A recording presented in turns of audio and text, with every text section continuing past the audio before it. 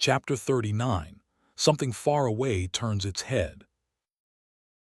The trouble with growing stronger, Ethan would understand only later, was that strength had a brightness, and brightness could be seen. He had been careful. After the night of the flare, he had cultivated smaller and tighter and more silent than ever, drawing the thin ether of the world into himself in slow, quiet streams, never reaching out, never flaring, keeping his light banked low. And for months it had served him. But the breakthrough had changed the scale of everything. The vast new vessel, filling slowly through the spring and summer, held far more than the old coal ever had, and a larger fire, however carefully banked, throws a larger light. Each night he drew a little more, held a little more, grew the deep new space a little fuller, and each night, without his knowing it, the signature of him in the dark of the world grew a fraction less faint. He did not notice the change in himself, because he had no instrument to measure it but his own feel, and his own feel had grown alongside the fire and could not see its own brightening. He thought he was being as silent as ever. He was not. He was simply a candle that had become, by patient inches, a lamp. It happened on a deep night near the turning of the year, when his draw ran deeper than it ever had. He had grown strong enough by then that the drawing came easy, the thin ether of the world streaming into him in a steady cold current, the vast vessel filling, the deep new space alight with a fire grown far past the old coal's size.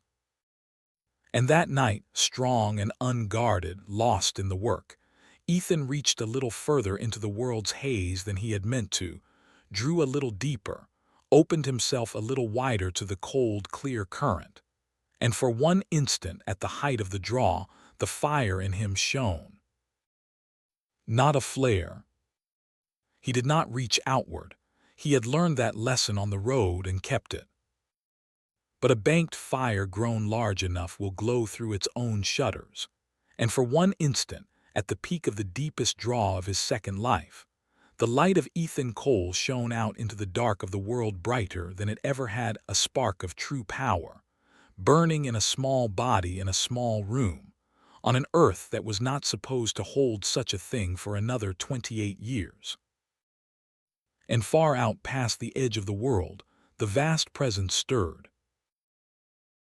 It was the same attention he had felt on the night of the flare, the glacial, immense, ancient awareness that sat somewhere out past the rim of everything, so large and so distant that one spark of light should have been nothing to it.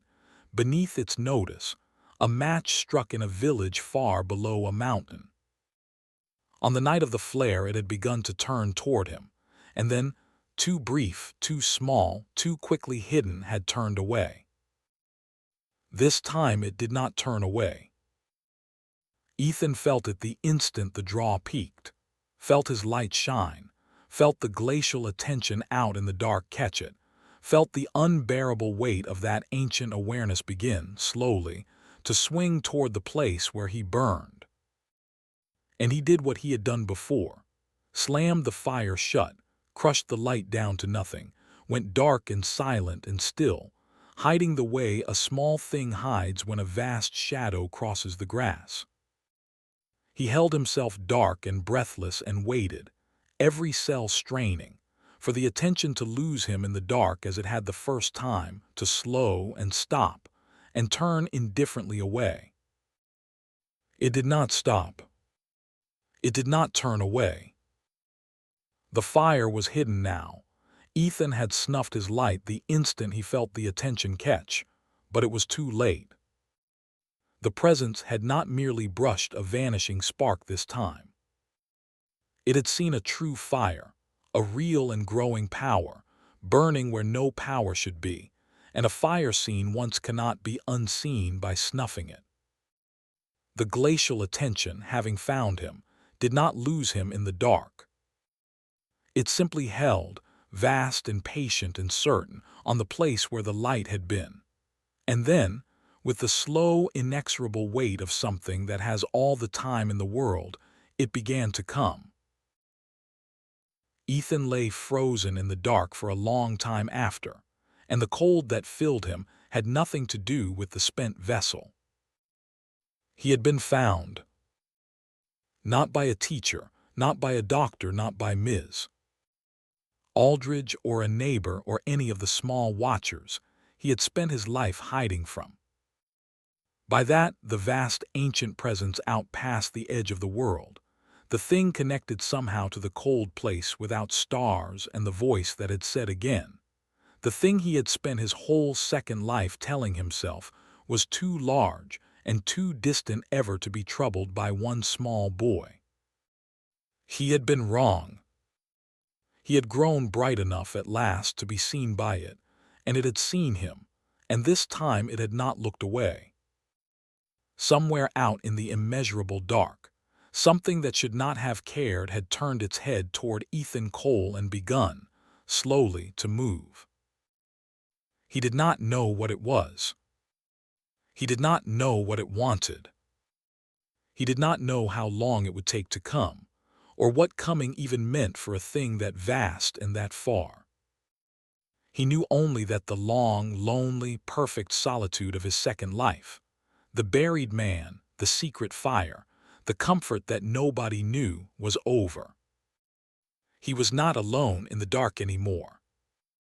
He had never, perhaps, been as alone as he'd believed. And the thing that had found him was not small, was not safe, was not anything he had a plan for. The map said the world was ordinary until 2027. The map had said nothing about this. Ethan Cole lay in the dark, his living family asleep down the hall, his father saved and his fire grown and his whole impossible second life finally taking the shape he had bled for, and felt, settling over all of it, the cold, certain weight of an ancient attention turning his way across the dark of the world. He had won the morning on the road. He had kept his father. He had broken through. And in the winning and the keeping and the breaking through, he had grown bright enough at last to be seen by something that had now, very slowly, very surely, begun to come for him.